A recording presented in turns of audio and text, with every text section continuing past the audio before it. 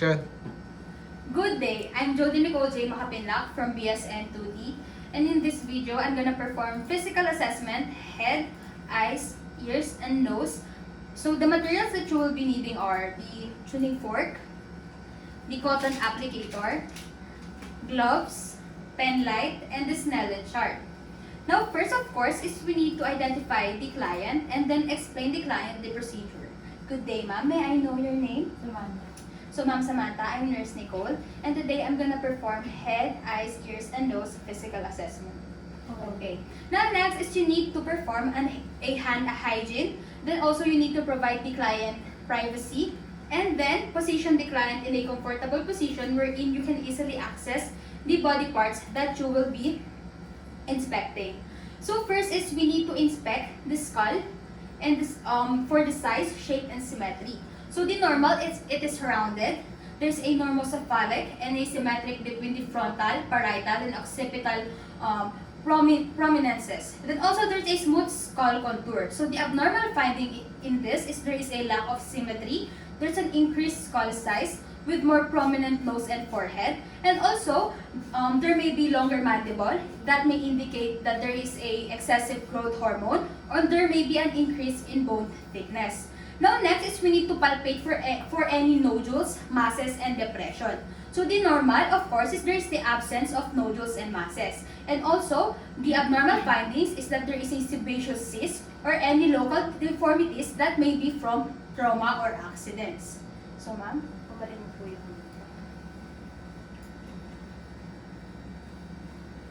may masakit po ba? So as I inspect and palpate the skull of the client, it is normocephalic and there's a symmetric between the frontal, parietal, and occipital bones. And also there's a smooth skull contour, which is normal.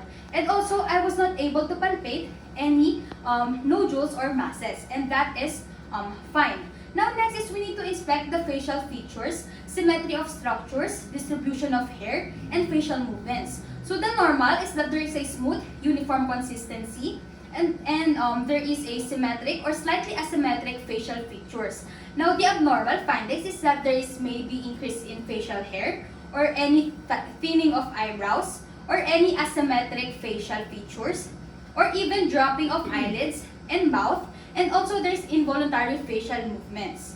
So ma'am, so in here we're gonna do is we're gonna let the client follow my instruction and see the facial features. So ma'am, ibaba niyo po yung nose niyo. So i-follow niyo lang po. I-elevate niyo po yung kilay niyo. Ibaba niyo po. I-shut niyo po yung eyes niyo ng tight. Okay? Dilat na po. I-puff niyo po yung cheeks niyo.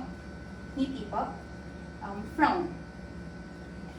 So as I observe, the client has a smooth, uniform consistency when it comes to the facial movements, and also there's asymmetric movement in the facial features, and that indicates that it is normal.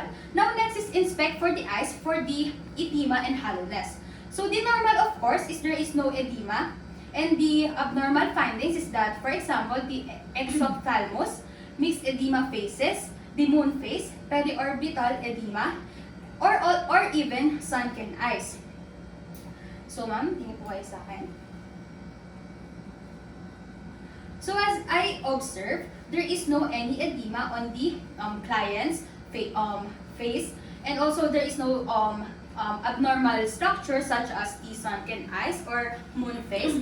That means that it is normal. Now let's go to the eyes. So first in the eyes is the eyebrows. So we need to inspect the even distribution of hair and the alignment that should be symmetric, and also the skin quality and the movement of the eyebrows. So the normal is the hair is evenly distributed and the skin is intact, and also there is a symmetric alignment and there is an equal movement.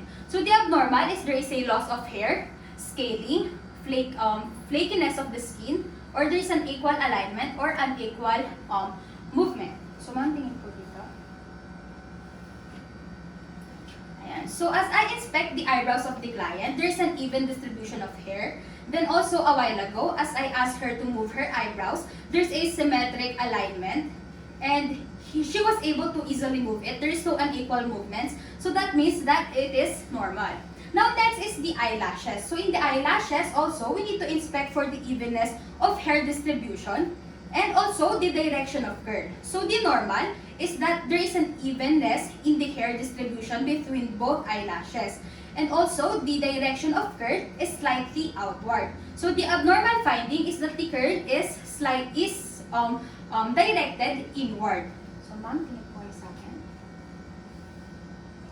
So the eyelashes of our patient is has a even distribution of hair, and also her eyelashes is directed outward, and that is normal. Now next is the eyelid. We need to inspect for the surface characteristics, position in relation to the cornea, and the ability to blink and the frequency to blink. So the normal is that the skin is intact, there is no discharges. For example of discharges in Tagalog is mga muta, and there is no discoloration. The lids close symmetrically, and approximately there is 15 to 20 involuntary blinks. So there's also bilateral blinking, or that means it closes at the same time. And also the sclera is not visible at the top of the cornea, but instead it slightly covers the upper and lower borders of the cornea.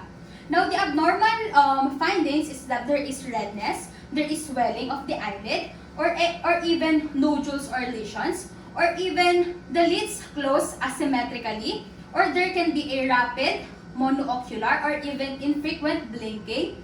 And also, for example, the rim of the sclera is seen in between the eyelid and the iris, which is not normal. So we need to inspect those.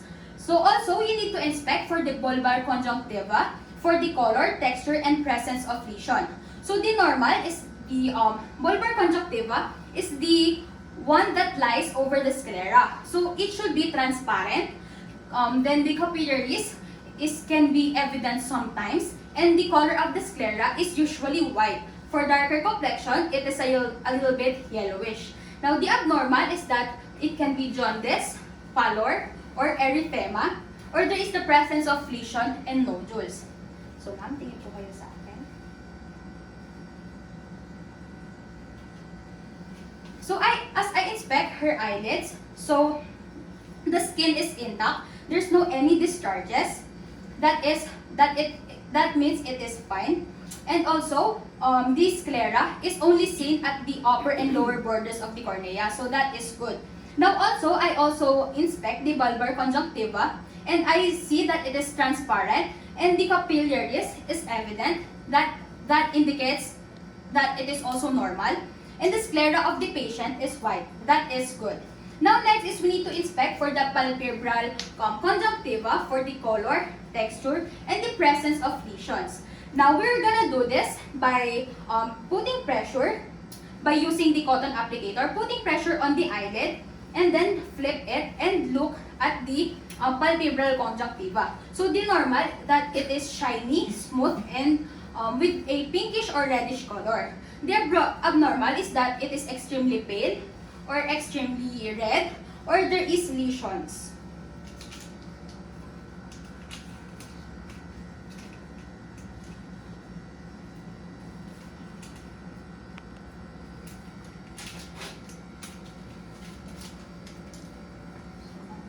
Tingin po kayo sa baba. Tingin po kayo sa baba.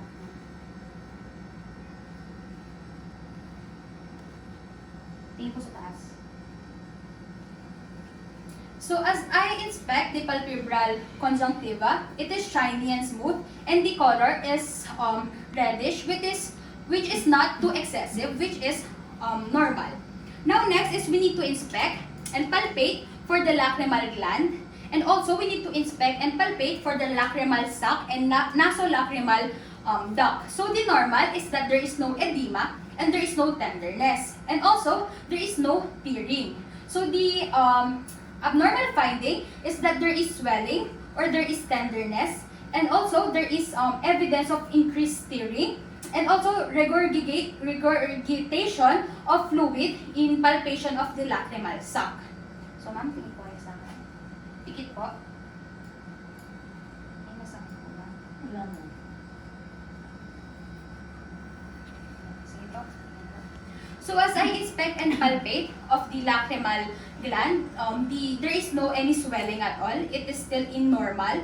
And also even the lacrimal sac and nasolacrimal duct, there is no edema and there is no tearing in the patient's eye. That means it is normal. Now let's go to the cornea of the eyes. So in the cornea of the eyes, first we need to inspect the cornea for the clarity and texture. So the normal is that the cornea is transparent, shiny and smooth, and the details of the iris is still visible. Now the abnormal finding is that it is opaque, the surface is not smooth, and also for the normal finding again, there is for the older client, there is the presence of arcus senilis, which is completely normal. Now, in the ages 40 years old and below, if there is the presence of arcus senilis, it is not normal. So, ma'am, tingin po kayo sa akin. So, as I inspect the clarity and texture of the cornea of the patient is shiny, and it is smooth, it is transparent, and the iris is very visible. And also, there is no presence of arcus senilis, which is completely normal. Now, we will go to the next, which is we're gonna perform a sensitivity test of the cornea. Now, in here, we need to do this so that we can examine or test the fifth cranial nerve. Now, in here, we're gonna poke the cornea of the client, and when the client blink, that means that the trigeminal nerve is intact. Now, if the abnormal finding is that one or both eye fail to close, so we're gonna poke it, not really poke, but we're gonna draw it near by the use of the cotton applicator. So, ma'am, ilalapit ko lang po ito, ha?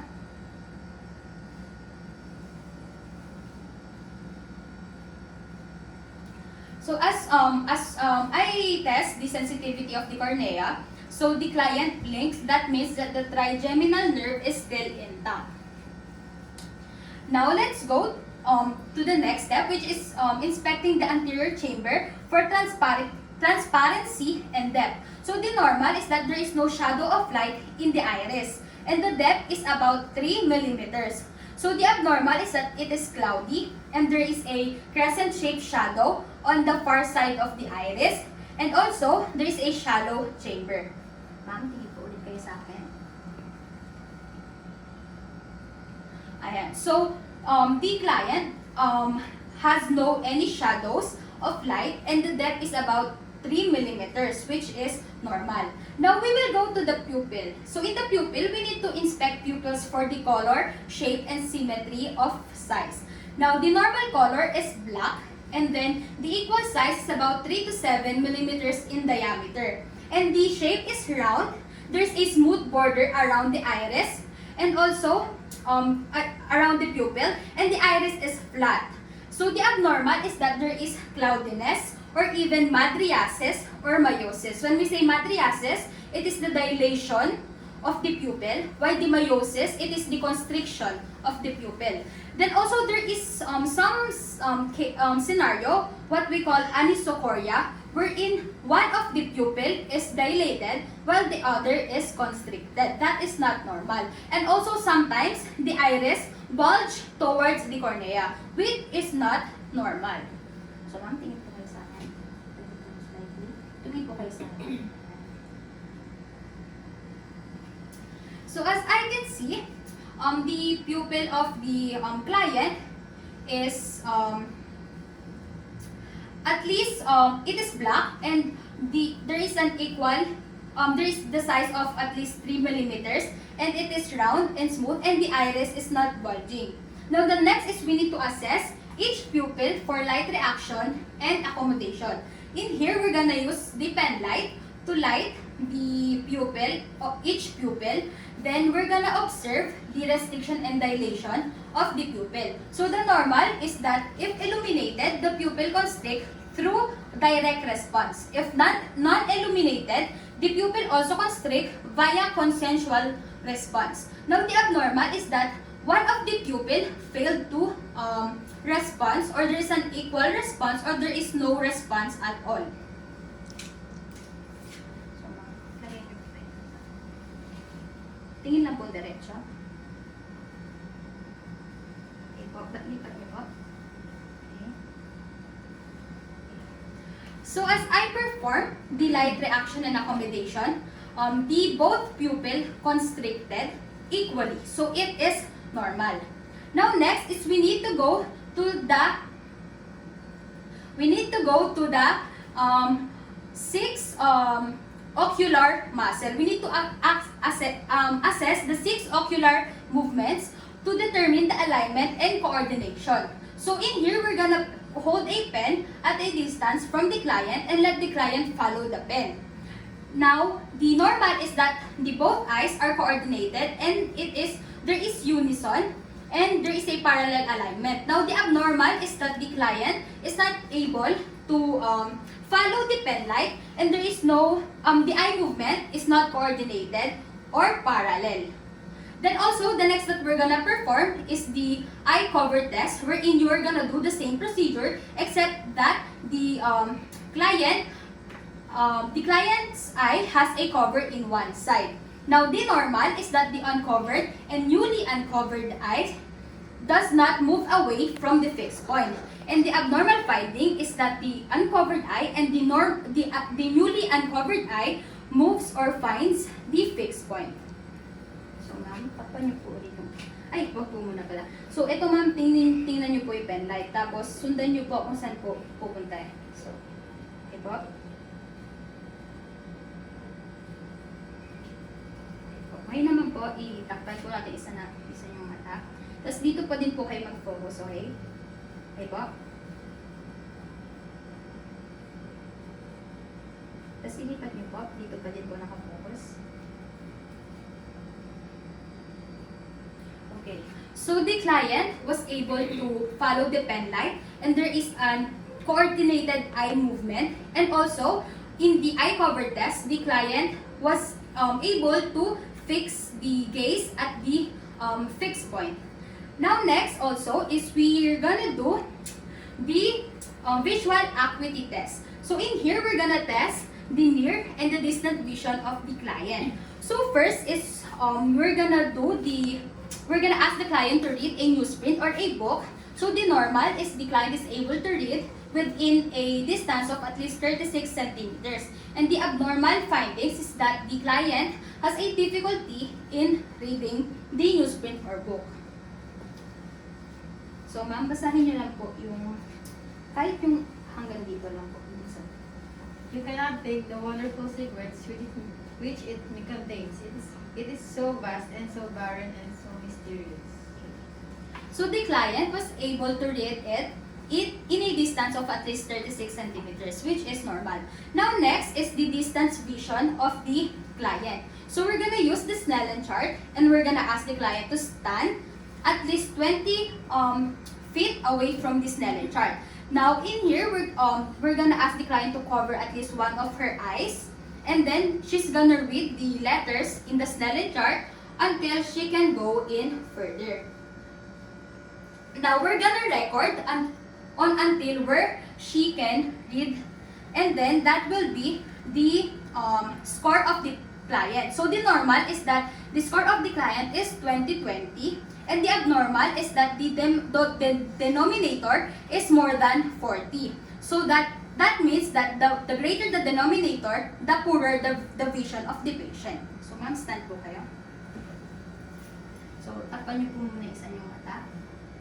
Tapos ma'am, basahin niyo po isa-isa. Kung hanggang saan lang po yung kaya niyong basahin, dun sabihin niyo na lang po kung hindi niyo na kaya.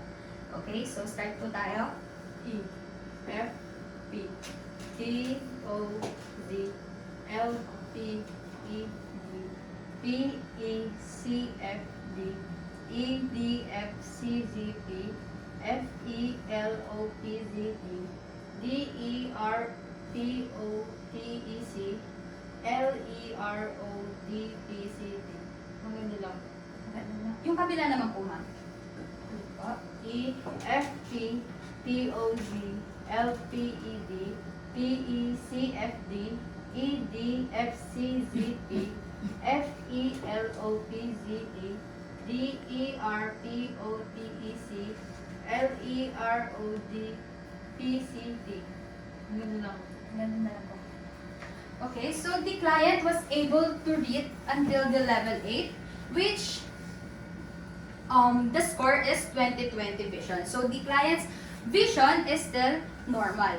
Then next is we're gonna go to the visual fields. We're gonna assess the peripheral visual fields. In here we're gonna let the client look at me, and then we're gonna ask the client to observe the her environment and see whether she can see through her periphery. So the abnormal is that the visual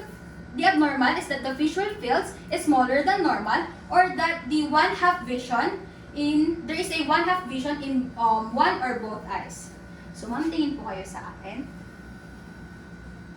So ma'am, sa akin lang po naaninag niyo po ba yung kamay ko? Naaninag niyo po ba yung kama sa galing niyo? Dito naman po, naaninag niyo din po. Yeah. So the client is able to see at the periphery. So next is the ears. So there are 3 types of hearing loss: the conduction hearing loss, the sensory neural hearing loss, and the mixed hearing loss. So in the ears, first that we're gonna observe is the auricles. We need to inspect for the color, the symmetry of size, and the position. So the normal is that the color is the same as the facial skin. And then there is a symmetric position wherein we're gonna draw a horizontal line starting from the lateral part of the eye, and it should end at least at the top part of the auricle. And that indicates that it is normal in position. Now the abnormal finding is that there is a bluish color, or even a pale color, or even excessive redness.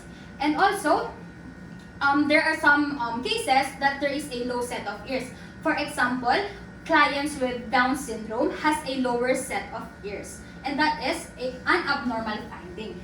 So ma'am, tingin kayo sa akin.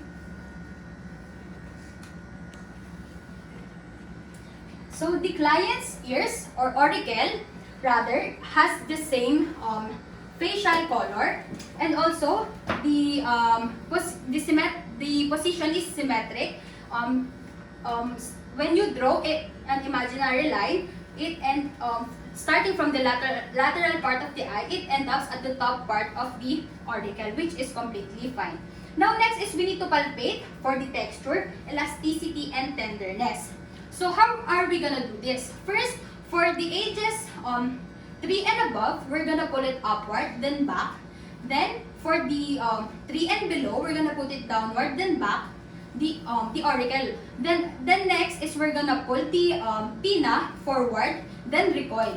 Then also we're gonna put pressure on the tragus, and also we're gonna fold the mastoid process. So the normal is that it is mobile, firm, and also there is no tenderness. And also when you fold the pinna, it recoils back. So the abnormalities is that there are lesions, there is a flaky scaly skin, and also there is tenderness when moved or pressed. So ma'am, sabihin niyo po kung Hindi mo pa.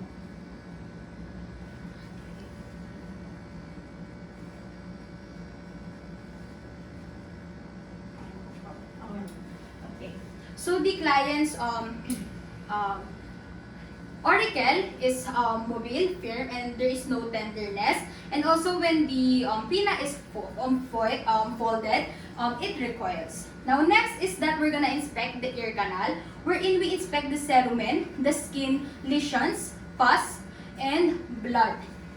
So the normal is that in the distal, we will use otoscope. If we don't have any otoscope, we can use pen light. So in here, in the distal third, there is hair follicles and glands, and also the cerumen can either be dry but grayish tan in color, or it can be a little bit sticky or wet but in a various shade of brown.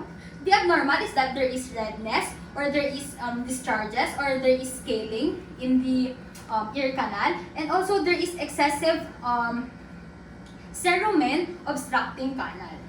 So ma'am, medyo check ko po yung log numbers niyo.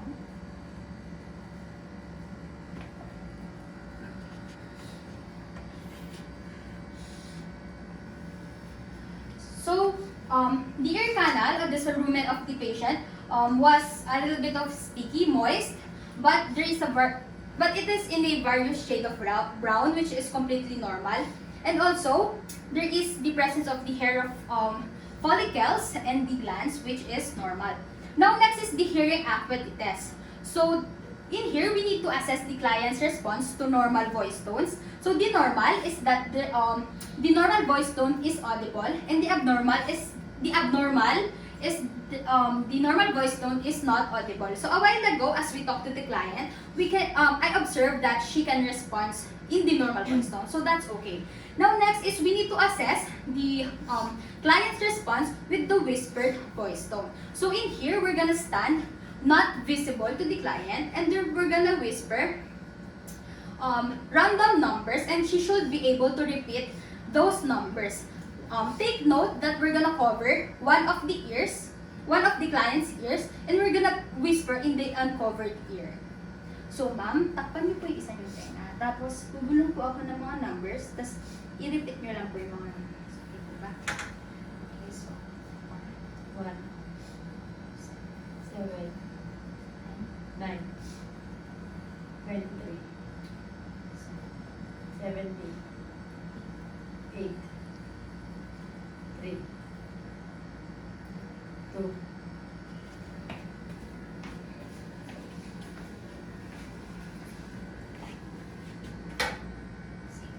6, 5, 8, 20, 30, 15, 2, 4. the client was able to repeat the whispered random numbers. She was able to repeat it. So that means it is normal.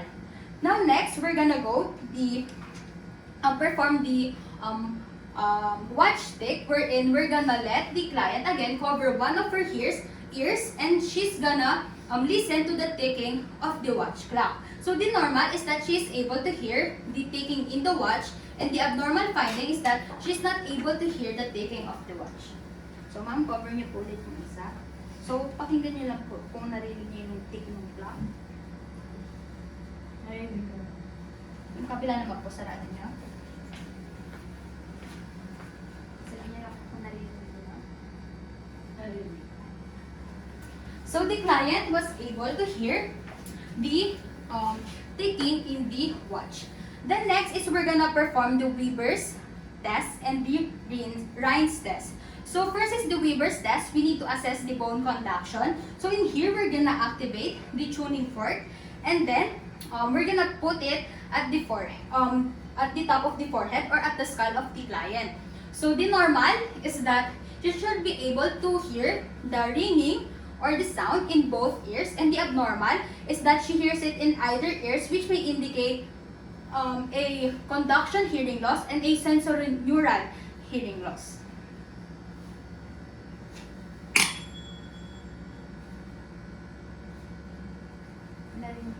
Narinig ko naman. Saan po? Sa pares. Wala pong lumalamang. So she was able to hear the sound in the Weber's test in both ears, so that indicates it is normal. And now next is the Rhines test, wherein we will compare the air conduction to the bone conduction. So in here, we're gonna place the ringing tuning fork first in the mastoid process, and then when the sound is almost gone, we're gonna put it in the ear canal. Make sure that it is placed like this, not like this. Now, the normal finding is that the air conduction should be greater than the bone conduction, and the abnormal finding is that the bone conduction is greater or equal than the air conduction. So, medyo further.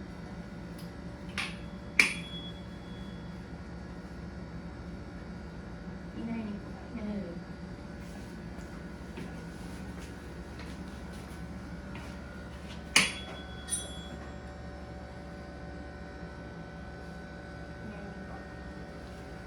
So the client was able to hear the air conduction better than the bone conduction, and that indicates that it is normal. Now let's go to the nose. So first is the external nose. So we need to inspect the external nose for any derivatives, deviations rather, in the shape, size, and the color, or any flaring and discharge from the nares. So the normal is that it is symmetric and straight, and also there is no discharge or flaring, and it is in uniform color. So the abnormal finding is that it is asymmetric, there's a discharge from nares, and there is a localized areas of redness and presence of skin lesions. Now, ma'am, pwede po tayo mask niyo, ma'am.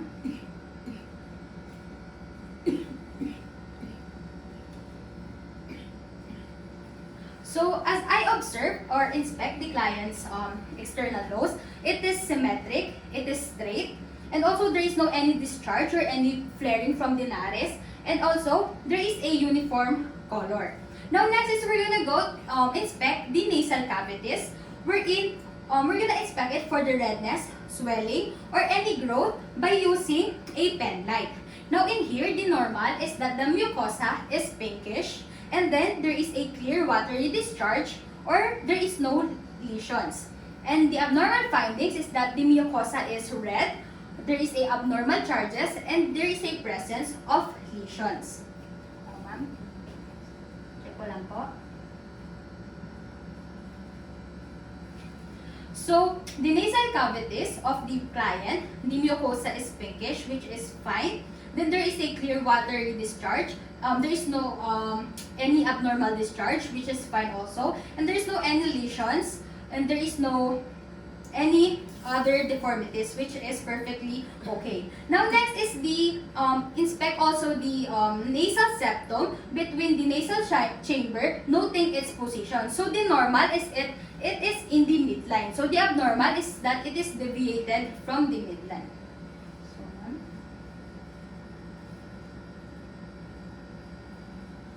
So the nasal septum is still in the midline, which is perfectly fine. Now next is we need to palpate, we need to test for the patency of both nasal cavities. So in here, we're gonna let the patient hold or close one of the nares, and she will breathe from the uncovered nares.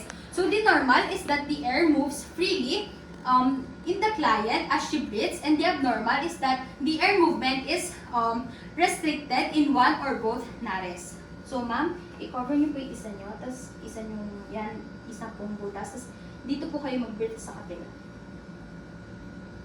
Tapos gawin niyo din po yun sa kabila. So the client was able to breathe, the air was able to freely move without restriction. That is perfectly normal. And then next is palpate for any tenderness or any displacement of the bones and capillaries or cartilage. So the normal is that there is no tenderness and there is no lesions, and the abnormal is that there is tenderness when palpated and there is the presence of lesion. So ma'am, sabihin ko kung masakit.